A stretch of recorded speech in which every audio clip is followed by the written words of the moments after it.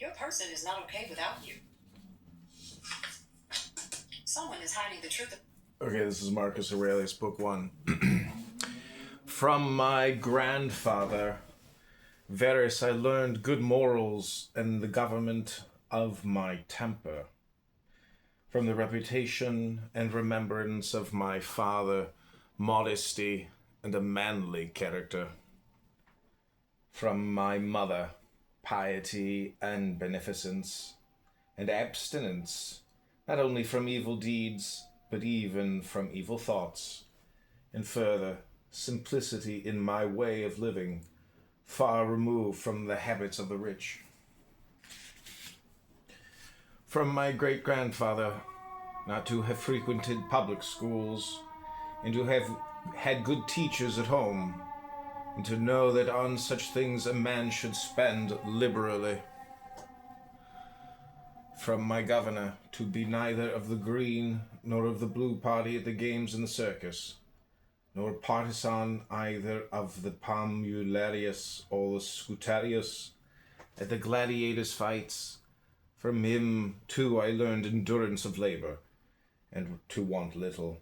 and to work with my own hands, and not to meddle with other people's affairs, and not to be ready to listen to slander. From Dialectic, not to busy myself about trifling things, and not to give credit to what was said by miracle workers and jugglers about incantations and the driving away of daemons and such things, not to breed quails for fighting, nor to give myself up passionately to such things, and to endure freedom of speech, and to have become intimate with philosophy, and to have been a hearer first of Bacchius, then of Tandasis and Marcianus, and to have written dialogues in my youth, and to have desired a plank bed and skin, and whatever else of the kind belongs to the Grecian discipline. From Rusticus I received the impression that my character required improvement and discipline. And from him I learned not to be led astray to sophistic emulations, nor to writing on speculative matters,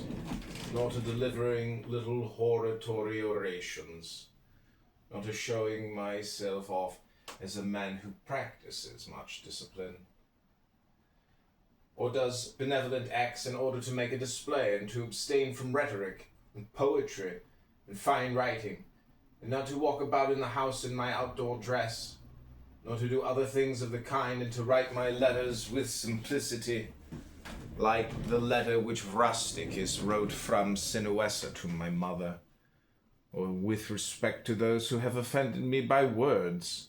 or done me wrong, to be easily disposed, to be pacified and reconciled,